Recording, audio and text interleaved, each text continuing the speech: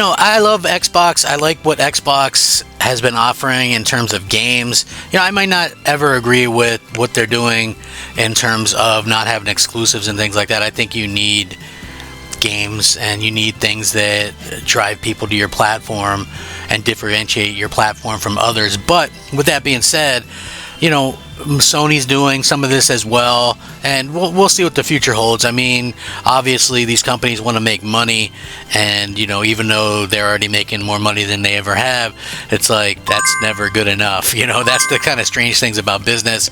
But this news is a little bit disappointing, almost kind of a slap in the face to fans. Like, you don't really understand it.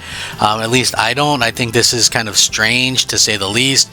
And when you kind of look at how Microsoft are doing things, it's okay to kind of question that. I understand a lot of people kind of look at it like I do, and I say, hey, this is something that they probably should have thought better of. I don't know, it's just, to me anyway, it does seem a little bit that way. But again, what do I know? I'm just a guy on a YouTube doing videos. So hey, I'm Crap Gamer. This is Crap Gamer Reviews with another video. Thank you guys so much for checking this out. I appreciate it. Please like, share, subscribe. I would appreciate that as well. It helps out my channel. It means a lot to me personally. If you guys do like the video, keep on coming back. It helps it be seen. I do daily gaming content every single day. And that's something that, I certainly enjoy, and I just have a really good time with that. So, yeah, if you guys are having a good time, let me know. And, I try to be fun yet informative, and I try to be as fair as possible. I'm upfront. I'm an Xbox fan, but I don't have anything against PlayStation. I have PlayStations. I own all of them. It's just one of those things. So here's something very, very interesting. And fans feel a little bit betrayed by this because, I'm going to get into it. So Perfect Dark developer lays off staff after a funding deal falls through. So basically what happened, as you guys know, Microsoft shut down the initiative. They canceled the new Perfect Dark game. That's old news. What isn't old news is this company, Crystal Dynamics, actually was almost ready to move the game to Take-Two, but negotiations fell apart. So if you have enough of a game to take that someplace else, and someplace else is interested, that means that Microsoft canceled the game that was probably a little bit further along than what we initially thought. And a lot of fans are upset by this. It's like, why not just let them finish? I mean, they also canceled Contraband and a handful of other games that were pretty good, including an MMO that apparently Phil Spencer couldn't put down. So why do that? Why do that if it doesn't make sense if a game is close to finish or even partway close. I understand that they're trying to cut costs or whatever, but you're Microsoft, man. Let these games get seen through to fruition. This is such a weird story. So long-running studio Crystal Dynamics, a division of Embracer Group, was forced to cut staff and fully abandon the game Perfect Dark last week after failing to find a new funding partner following the game's cancellation in July. Embracer had come close to striking a deal in which the video game publisher Take-Two Interactive Software would purchase the game from Microsoft's Corp's Xbox, which owned the rights. Take-Two would then fund and publish the game. But the talks collapsed, at least in part because the companies involved were unable to come to terms over long-term ownership of the Perfect Dark franchise, said to people who requested anonymity because they were not authorized to speak on sensitive negotiations. Representative for Embracer, Xbox, and Take-Two all declined to comment. Perfect Dark, of course, which was announced way back in 2020, was planned as a reboot of the series of the same name, which debuted in 2000 for Nintendo 64. The modern project was developed by a brand new Xbox studio called The Initiative and ran into some early struggles before bringing in veteran firm Crystal Dynamics to co-develop the game.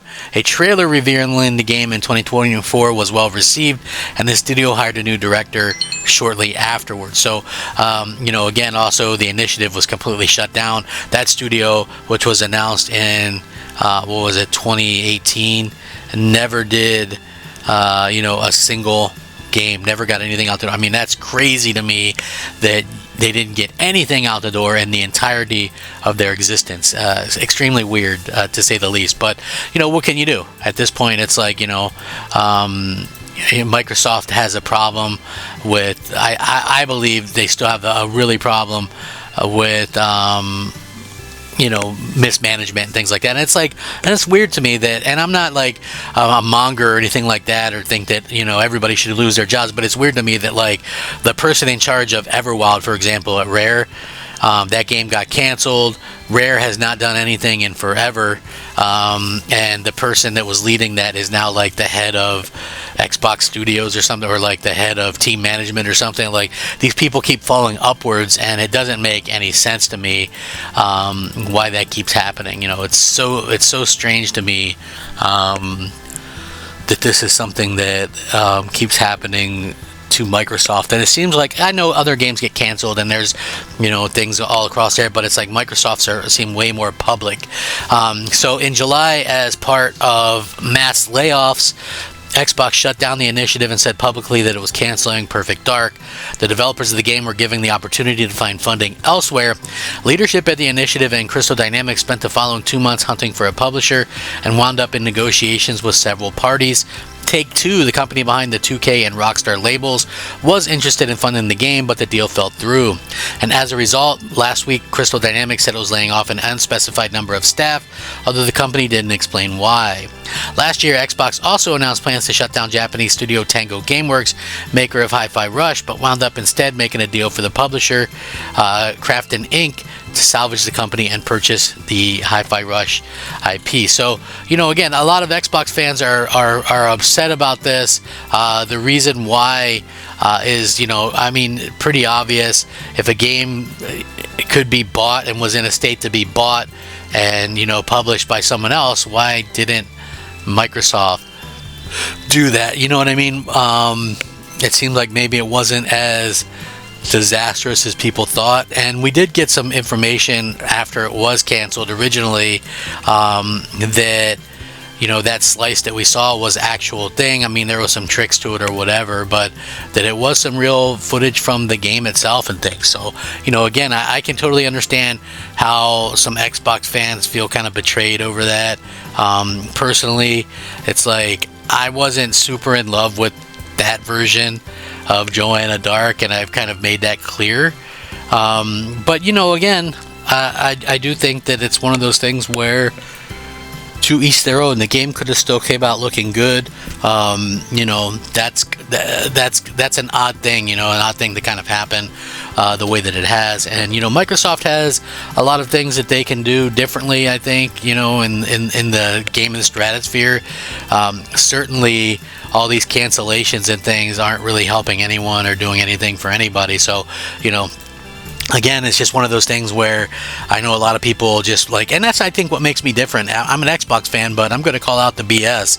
And, if a game was, good enough or to draw interest and somebody else wants to buy it and publish it and see some kind of future in it, and Microsoft doesn't, I mean, that kind of tells you all you need to know. I mean, if you want to get into it, like, Microsoft is notorious for, turning down things that, end up huge. I mean, they could have had Spider-Man exclusive to Xbox at one point, and they turned it down. I mean, they had Titanfall, which was huge, and then the sequel kind of flopped or whatever.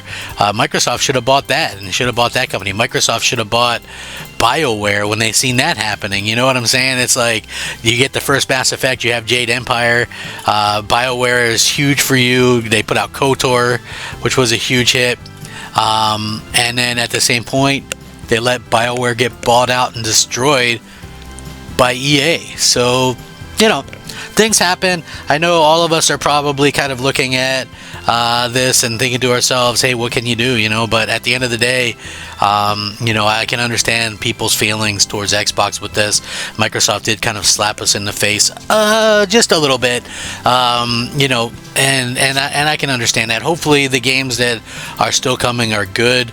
Like I said, I will never understand the thought process of, you let a game get 50-75% finished and then you cut it. I'll never understand that thought process, and maybe it's not up for me to understand. I don't know. So what do you guys think about this? I will link the article in the description. You guys can check it out. Let me know. I certainly do appreciate that. And you know, again, if you guys could subscribe, share it out, like the videos, that would be awesome as well, because you know, I do daily gaming content, and that's something that not everybody can do or does do. And you know, I try to be there for everybody. You know, I know some people just like sitting back and, you know, watching the daily videos or whatever, and that's cool. You know, I definitely enjoy that, and I like it when you guys like comment and stuff like that. So how do you feel about this? Are you feeling a little bit betrayed by Microsoft? Let me know. Rack 'em up. Crap Gamer out.